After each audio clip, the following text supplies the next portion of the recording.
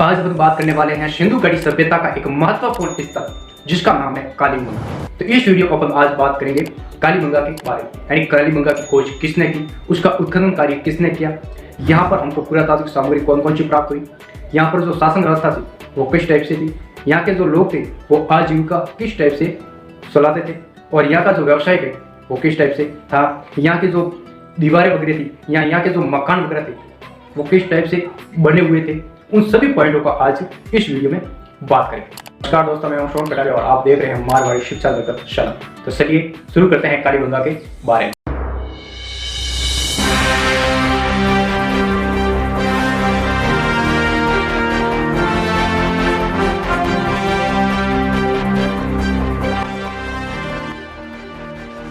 यह जो कालीबंगा है यह राजस्थान के हनुमानगढ़ जिले में तकरीबन 30 किलोमीटर दूर स्थित है और इसकी खोज 1952 में खोज ने की। इसका जो उत्खनन कार्य है वो क्या था, बीबी लाल और बीके थापर।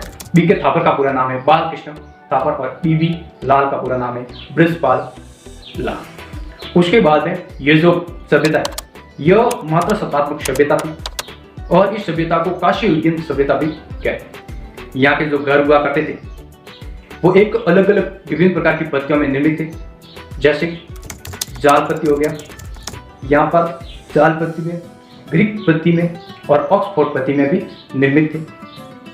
उसके बाद में ये जो सभ्यता है यहाँ पर हमको बहुत सारे साक्ष्य मिले। यहाँ पर हमको जुती हुई खेत के साक्ष्य मिले जिसे हम अनुमान लगा सकते हैं कि यहाँ के जो निवासी थे वो अपनी आजीविका चलाने के लिए खेतों पर निर्भर रहते थे। यहाँ पर बात करें खेती बाड़ी करते थे। उसके बाद में यहाँ पर बहुत सारी मूर्तियाँ प्राप्त हुई। यहाँ पर हमको विभिन्न प्रकार की पशुओं के साक्ष्य मिले जिससे हम अंदाजा यहाँ प्रमाण लगा सकते हैं कि यहाँ के जो निवासी थे वो पशुपालन भी करते थे। उसके बाद अपन बात करेंगे कालीबंगा से प्राप्त पुरातात्विक सामग्रियों के बारे में। तो 1958 बनर्जी और जयराम साहनी ने मोहनजोदड़ो और हड़प्पा नामक सिंधु घाटी सभ्यता के स्थलों की खोज की गई और उन दोनों के बाद में एक महत्वपूर्ण स्थल जिसका नाम है कालीबंगा उसकी खोज की गई। तो वहाँ से उत्खनन से हमको विभिन्न प्रकार की सामग्री प्राप्त हुई। यहाँ से हमको धातुओं के औजार और मूर्तियाँ प्राप्त हुई। उसके बाद में यहाँ से हमको मोहरें भी प्राप्त हुई।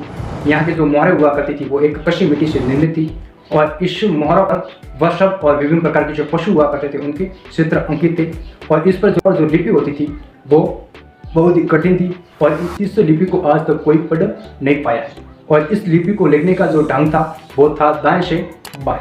उसके बाद यहाँ पर विभिन्न प्रकार की मूर्तियाँ प्राप्त हुई, जैसे बैल की मूर्ति प्राप्त हुई, यहाँ से बंदर की मूर्ति प्राप्त हुई और विभिन्न प्रकार के जो पशु हुआ करते थे उनकी मूर्तियाँ यहाँ से प्राप्त हुई। उसके बाद में यहाँ पर तोड़ने के बाट के भी साक्ष्य मिले।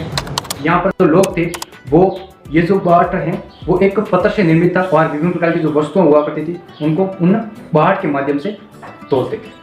उसके बाद में यहाँ पर आभूषण भी प्राप्त हुए जो कि स्त्री और पुरुषों में प्रयुक्त होते थे और ये जो आभूषण हुआ करते थे वो किसी प्रकार के गहंगा, कांच, शंख आदि जैसे निर्मित थे। उसके बाद अपन बात करें यहाँ पर नगर नियोजन प्रणाली के बारे में।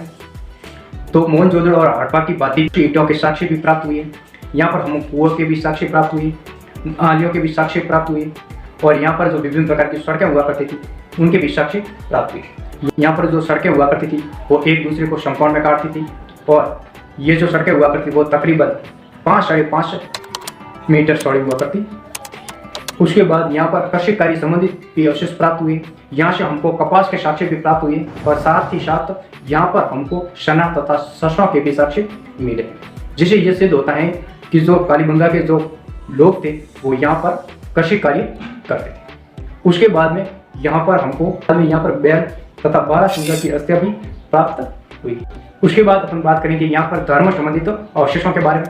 तो यहाँ पर मोहनजोदड़ो और हड़प्पा की बातें यहाँ पर माता देवी की मूर्ति प्राप्त नहीं हुई है, बल्कि यहाँ पर आयताकार, वर्ताकार तथा विभिन्न आकृतियों में यहाँ पर अग्नि वेदिकाएं प्राप्त हुई और साथ ही साथ यहाँ पर बैल तथा 12 सिंह की अस्थियां भी प्राप्त हुई, जिससे हम प्रमाण लगा सकते हैं कि यहाँ का जो मानव था वो यज्ञ में पशुओं की बलि देता हुआ।